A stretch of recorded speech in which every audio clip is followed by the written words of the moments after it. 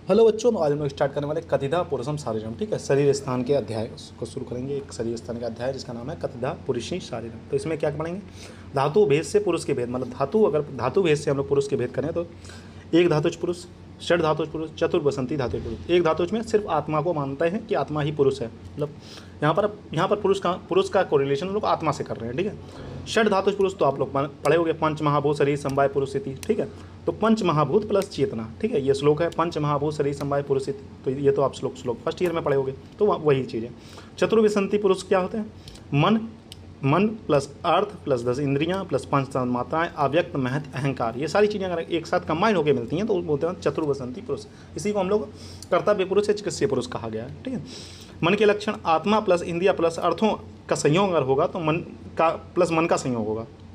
आत्मा का संयोग हो रहा, इंद्रियों का संयोग हो रहा, अर्थ का संयोग हो रहा, प्लस मन का संयोग अगर होगा तब आपको ज्ञान होगा। अगर इन सब का संयोग, आत्मा का भी संयोग हो रहा है, इंद्रिय का भी संयोग हो रहा है, से मन का संयोग ना होगा तो ज्ञान नहीं होगा। जैसे कि कभी कभी ऐसा होता है ना कि हम क्लास में बैठे भी होते हैं तो हम वो चीज़ सुनते हैं, ठीक है, हमारी इंद्रियां उस चीज़ को ग्रहण करती हैं, पर हमारा मन कहीं और होता है तो वो चीज़ हमें समझ में नहीं आती। तो हम टीचर से बार में पूछते हैं, सर इससे रिपीट कर दीजिए। ठीक है, उस समय क्या हमारा मन जो है वो नहीं पूरी तरीके से उस चीज़ पर अटेंशन था। ठीक है, इस तरीके से समझ सकते हैं हम लोग। इस प्रकार ज्ञान का होना ना होना मन का लक्षण है, मतलब ज्ञान होगा या नहीं होगा ये मन पर डिपेंड करता है। इंद्रियाँ और वगैरह तो जरूरी हैं। ठीक है, अगर प्रज्ञा अपराध हो गया, इंद्रियों में कोई विकार हो गया तब भी ज्ञान नहीं होगा। ठीक है, अगर इनका सबका ये सब सही भी हैं फिर भी अगर आपको ज्ञान नहीं हो रहा तो कहीं ना कहीं मन से डिफॉर्मिटी कह सकते हो। ठीक है, मन के विषय क्या है? मन के गुण पहले अणुत्तम च एकच्चमता द्विगुण मानसा स्मृता। ठीक है, अणु और एक ये मन का गुण है। मन के विषय क्या है? चिंत, ओहे, विचार, ध्याय, संकल्प। चिंत मतलब यह कार्य करने योग्य है या नहीं। अगर इस चीज़ की आप मतलब चिंता करते हो कि ये कार्य करना चाहिए या नहीं करना चाहिए। ठीक है, वही माने किसी कार्य, यह कार्य किस प्रकार होगा, वही मतलब विचार करना, मतलब आप किस प्रकार विचार कर रहे हो कि ये कार्य होगा। करने से आप विचार कर रहे हो, करने से लाभ पहले किस तरीके से होगा ये सोच रहे हो, फिर विचार कर रहे हो इसके करने से लाभ होगा या हानि होगा। ठीक है, अगर हानि होगा तो नहीं करोगे ना। ध्याय माने भावना, ज्ञान का विषय है। ठीक है, ध्यान मतलब।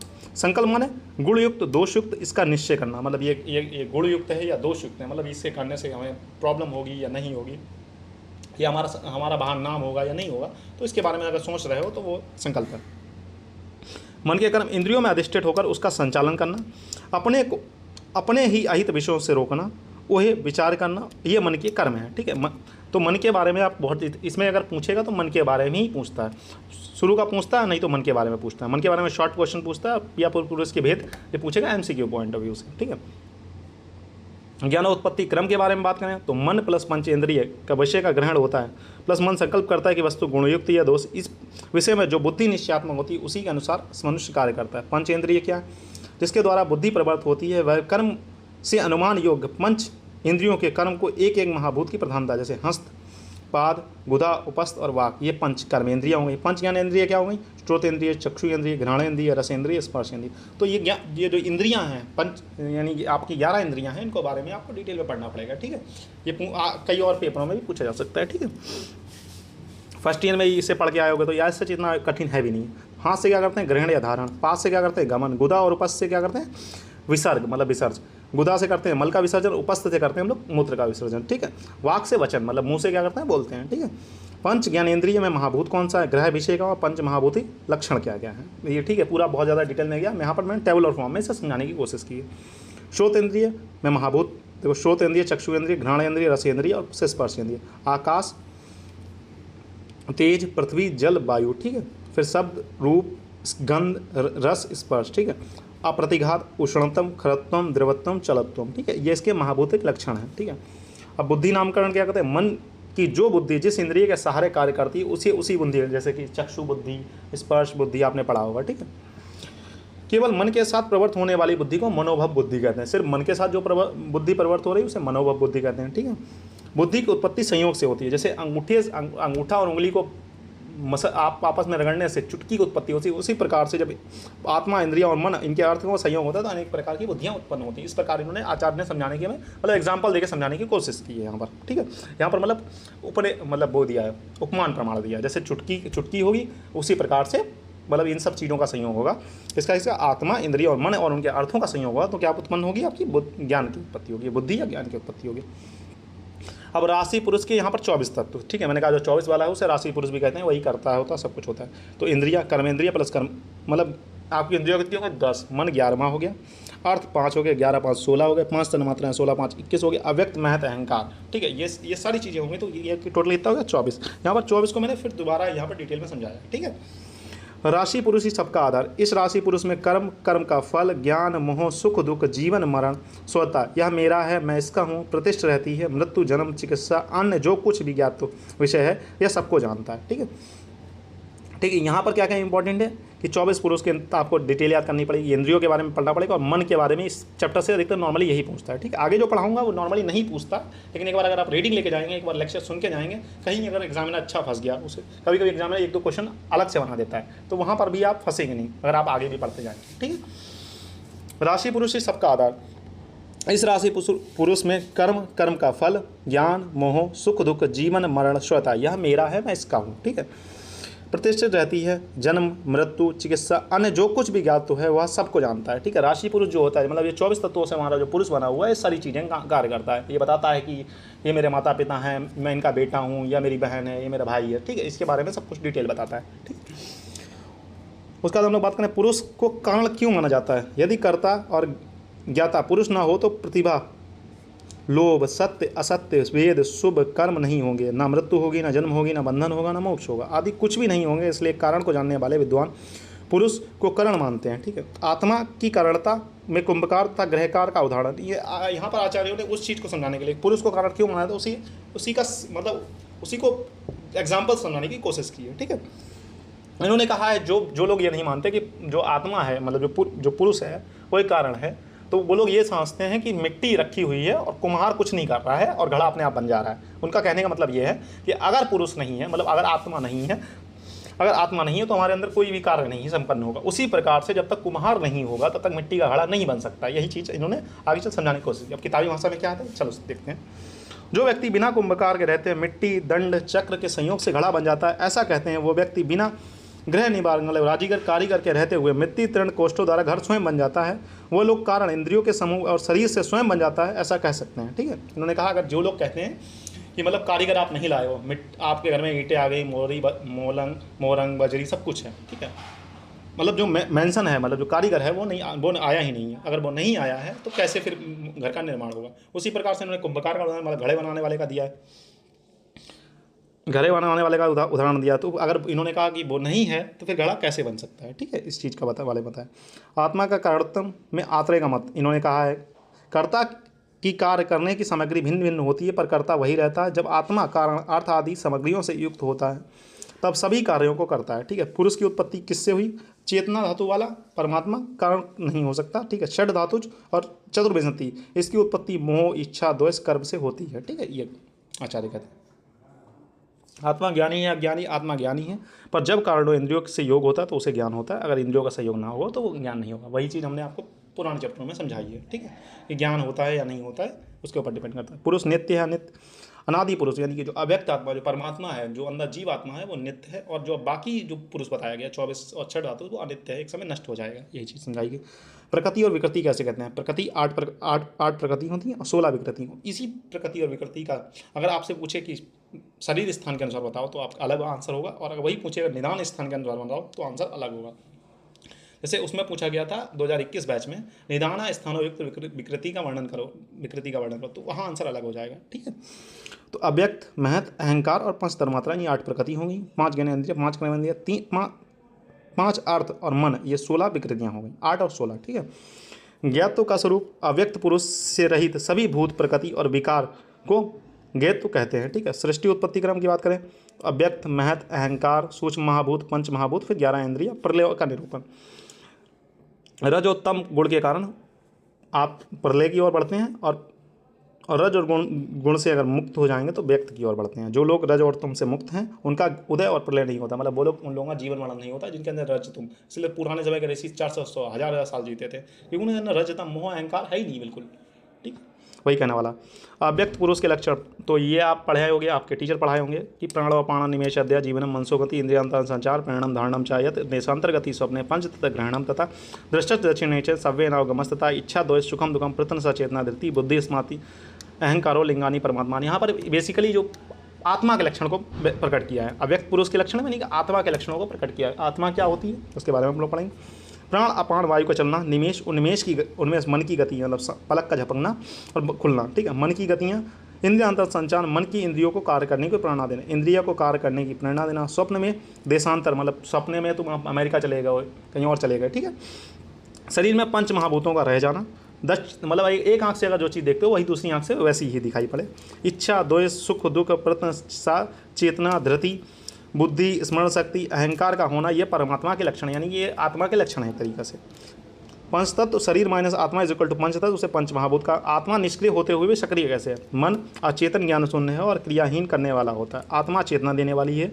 इस विभु व्यापक आत्मा को जब मन से संयोग होता है तब वो अपनी क्रियाएँ कहलाती है। आत्मा चेतना तो क्रियाहीन हो जाएगी, मन प्लस चेतना तो क्रियावान हो जाएगी, ठीक है। अगर मन का संयोग होगा तभी क्रियावान होगी। स्वतंत्र आत्मा इच्छा के विपरीत परतंत्र मनुष्य योनि में क्यों जन्म लेती है? सभी प्राणियों अपने अपने कर्म के अनुसार आत्मा को ऊंच नीच योनियों में प्राणों से मतलब प्राण से युक्त होता है। जन्म का कोई दूसरा कारण नहीं होता। इन्होंने कहा जैसा कर्म करोगे उसी हिसाब से आदमी का जन्म होगा। या आपके मतलब पंडित जी भी कहते होंगे जैसा काम करोगे वैसे ही अगले जन्म में कीड़ा मकोड़ा बन जाओगे और ऐसा काम करोगे। तो ये सब चीज़ें हैं। आयुर्वेद में वशी आत्मा दुखी भावों से बलत क्यों आक्रमित होते हैं, ठीक है। वशी आत्मा वही कर्म करता है जिस कर से वह स्वयं फल भोगता है, मतलब जो काम करोगे उसी का फल आपको मिलेगा। वशी आत्मा मन को समाधि स्थित कर लेता है, वही आत्मा सभी वस्तुओं को त्याग देता है। अगर आप समाधि में चले गए तो सारी वस्तुओं को आप त्याग सकते हैं। सर्वगत आत्मा संपूर्ण वेदनाओं का अनुभव क्यों नहीं कर पाती? आत्मा सर्वव्यापक होते हुए वे देह में रहने वाले अपने अपने विषयों का ग्रहण करने वाली सर्वज्ञ इंद्रियों से संभव स्थापित रहता है। अतः आत्मा सर्व शरीर में होने वाली वेदनाओं को नहीं जानती। मतलब आत्मा अगर सारे शरीर में रहती है सारी वेदनाओं को क्यों नहीं, आत्मा को क्यों नहीं अनुभव होता है, ठीक है। उन्होंने पूछा तो इन्होंने बताया कि आत्मा जो रहती है वो सारी इंद्रियों से, जिस इंद्रिय से लगी रहेगी उसी आपको पेन का। पर्व आदि विदु आत्मा को देखने में बाधक क्यों? यानी इन्होंने कहा अगर आत्मा सर्वज्ञ व्यापक है, आचार्य ने कहा कि आत्मा विभु है, मतलब हर जगह व्याप्त है। तो इन्होंने कहा पर्वत के पीछे अगर कोई चीज़ है तो वो हमें क्यों नहीं दिखाई देती है। उसके बारे में इन्होंने क्या कहा? यह आत्मा सर्वगत और महान है, सो आत्मा में व्यापक है। यह आत्मा जब मन के समाधि से कर लेती है तो पर्वत या दीवार पर छिपी हुई वस्तु, यानी जब इसका मन से संयोग होगा अथवा शरीर से निकल जाए, मन से संयोग नहीं है तो फिर वो कुछ भी देख सकती है, ठीक है। इसलिए कुछ लोग जो अपने मन पे काबू कर लेते हैं, पूरी तरीके से मन पे काबू कर लेते हैं, वो दूरदृष्टि यानी बहुत दूर की चीज़ देख पाते हैं, ठीक है। जब तक इसका मन से संयोग रहेगा, जब तक अगर आप इसका आत्मा का मन से संयोग हटा दो किसी प्रकार से तो आप पर्वत के पीछे क्या चीज़ है वो भी देख पाओगे। आचार्य का कहना ये आत्मा क्षेत्र या शरीर, इसमें पहले उत्पत्ति किसकी? आत्मा की आदि उत्पत्ति नहीं है, क्षेत्र शरीर की परंपरा अनादि है। अतः पहले क्षेत्र है या क्षेत्र ये कहा नहीं जा सकता, ठीक है। आत्मा किसका साक्षी है? ज्ञ ज्ञानी होता है वही साक्षी होता है, ना कि अज्ञानी। आत्मा ही ज्ञानी है, अतः आत्मा को साक्षी मानना चाहिए। सभी कार्य आत्मा के साक्षी में होते हैं, यानी आत्मा जब तक आत्मा नहीं होगी तब तक कोई कार्य ही नहीं होगा। इन्होंने इसीलिए कहा आत्मा को साक्षी मानना चाहिए, ठीक है। निर्विकार आत्मा को सुख दुख का अनुभव कैसे होता है? आत्मा मतलब इन्होंने कहा आत्मा में कोई विकार नहीं, आत्मा तो स्वतंत्र है, ठीक है, परमात्मा का अंश है, तो उसे फिर पेन क्यों होता है? इन्होंने कहा। तो आचार्य ने क्या जवाब दिया? आत्मा में सुख दुख विशेष नहीं होते। आत्मा जब शरीर मतलब आत्मा जब पंच महाभूत शरीर से संयोग होता है तो शरीर को जो सुख दुख होते हैं वही आत्मा को भी होते हैं। 7, 17, 18, 19 रोगी की त्रिकाल वेदना में किसकी चिकित्सा की जाती है? वैदिक त्रिकाल होने पर सभी वेदनाओं की चिकित्सा करता है। वेदनाओं का कारण क्या? बुद्धि, धृति तथा स्मृति का भ्रंश, यानी बुद्धि, धृति और स्मृति अगर भ्रंश हो रही है तो वेदनाओं का कारण बनेगी, ठीक। उचित रूप से कार्य न करना, असत्य अर्थों को आगम संयोग होना दुख का कारण है। यानी कोई भी चीज़ अगर जो आपके लिए फेवरेबल नहीं है, अगर आप उस चीज़ के कांटेक्ट में आते हो तो आपको पेन होगा, इन्होंने कहा आचार्यों ने। बुद्धि भ्रंश, जो जैसा है वैसा ना देखना। बुद्धि भ्रंश मतलब तुम्हारी बुद्धि भ्रष्ट हो गई, जो जैसा है वैसा दिख नहीं रहा है आपको। धृति भ्रंश, विषय वासना की और मन का प्रवर्त होना, मतलब किसी भी चीज़ को देख के आपको इतना ज़्यादा अट्रैक्शन हो रहा कि उसकी ओर भागे जा रहे हो, तो एक समय आपको बहुत सीवियर पेन होना, क्योंकि जब वो चीज़ जाएगी आपसे दूर तो आपको पेन होगा। स्मृति भ्रंश, रज और तम से आवृत चित्त के कारण स्मृति ज्ञान नष्ट होना, यानी आपको इतना अहंकार है, इतना लोभ भर गया आपके मन में कि आप देख ही नहीं पा रहे हो कि क्या है। तो उस समय एक समय जब तुम बाहर निकलोगे तो आपको बहुत सीवियर पेन होगा। आचार्यों का यही कहना है, ठीक है। वेदनों का क्या कारण है? यहाँ पर बुद्धि भ्रंश, धृति भ्रंश और स्मृति भ्रंश से आपको समझा दिया।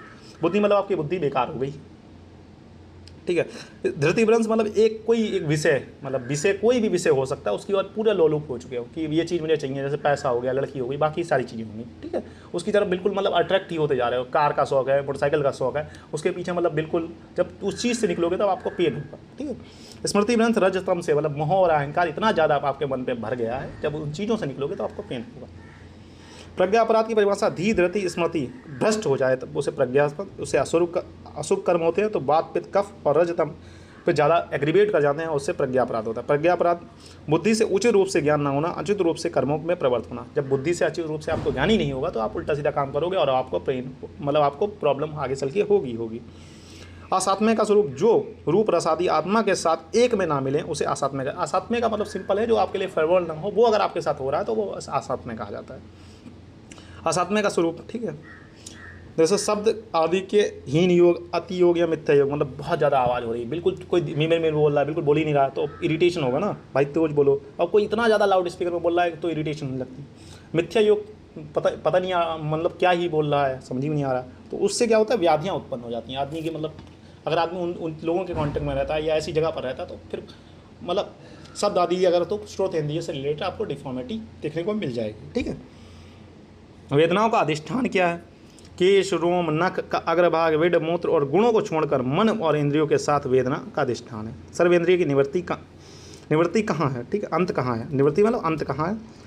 योग मोक्ष में सभी वेदनाओं का नाश होता है। योग करो या मोक्ष की प्राप्ति तभी होगी जब योग करोगे जो भी आपका प्रॉब्लम है, तो मन आपका चित्त जो होगा वो शांत हो जाएगा और आप मोह, रज और तम से मुक्त हो जाएंगे एक समय, मतलब थोड़ा बहुत मुक्त हो जाएंगे, तभी आपको पेन से रिलीफ मिलेगा, ठीक है। अगर पूरी तरीके से मुक्त हो गए तो आप भगवान बन जाओगे, मतलब महान ऋषि बन जाओगे, फिर तो आपको किसी चीज़ से फर्क ही नहीं पड़ेगा। योग का लक्षण आत्मा, इंद्रिय, मन, अर्थ, सन्निकर्ष, इनका सन्निकर्ष हो रहा है तो सुख दुख हो रहा है, और इनका सन्निकर्ष छुड़वा दो तो आपको आत्मा में मन का स्थिर, सुख दुख की निवृत्ति, ठीक है। योगियों की स्वाभाविक शक्तियाँ 8 होती हैं। आवेश, चेतसो ज्ञानम, दृष्टि, श्रोत, छंदन, कांति। स्मरण शक्ति ठीक रहे, जब इच्छा चाहे अपने शरीर को छिपा ले, जब इच्छा चाहे तो पटकर कर ले, ठीक है। ये योगियों में 8 शक्तियाँ हैं। नॉर्मली नहीं पूछता पेपर में, तो सिर्फ नाम याद कर लेंगे, इतना काफ़ी होगा। आवेश, चेतसो ज्ञानम, दृष्टि, श्रोत, छंदन, कांति, ठीक है। मोक्ष की परिभाषा मन में जब रज और तम का अभाव हो जाता है, मैंने कहा था मोक्ष तभी प्राप्त होगा जब आपके मन में जो है रज और मोक्ष का प्राप्त, ये नहीं कि मतलब आत्मा निकल गई तो मोक्ष प्राप्त हो। जब आपके अंदर अहंकार, लोभ बिल्कुल नहीं रहेगा, मतलब किसी के लिए कोई घृणा नहीं रहेगी, तब आप समझ लो आपको मोक्ष की प्राप्ति हो गई है, ठीक है। मोक्ष का मतलब मरना नहीं होता है, मोक्ष का मतलब होता है रज तम से मुक्त हो जाओ एकदम। महान ऋषि हैं वो भी तो मोक्ष को प्राप्त कर चुके हैं। मोक्ष के साधन 18 है। स्मृति के कारण, निमित्त से, रूप ग्रहण से, सदृश्य से, विपरीत वस्तु देखने से, मन के स्मरण विषयों में लगाने से, अभ्यास से, ज्ञान योग से और सुन हुए विषयों को पुनः सुनने से। प्रशांत भूतात्मा का क्या लक्षण है? भूतात्मा का ज्ञान प्रत्यक्ष अनुमान आत्मोदय प्रमाणों से नहीं होता है, क्योंकि वह ब्रह्म स्वरूप हो जाता है। तब सभी भावों, बुद्धि, अहंकार, प्रकृति, 16 विकार से रहित हो जाता है। ऐसी दशा में जीवात्मा का कोई चिन्ह नहीं रहता। ब्रह्म विषयों को जानने वाले ही ब्रह्म स्वरूप आत्मा का निर्णय, यानी कि ब्रह्म आत्मा यानी परमात्मा जो है उसे कोई नहीं देख सकता। जब इन सारी चीज़ों से, जब वो शरीर से मुक्त हो गई, रजतम मोह मतलब मोह माया से पूरा मुक्त हो गई, एक लो जैसी होगी, और वो लो सिर्फ वही देख पाएगा जो मतलब बहुत ज़्यादा ज्ञानी या ब्रह्म पुरुष होगा, ठीक है। ठीक है बच्चों, फिर मिलते हैं नेक्स्ट लेक्चर में, तब तक के लिए हैव अ नाइस डे। पढ़ते रहें, मस्त रहें, ठीक है।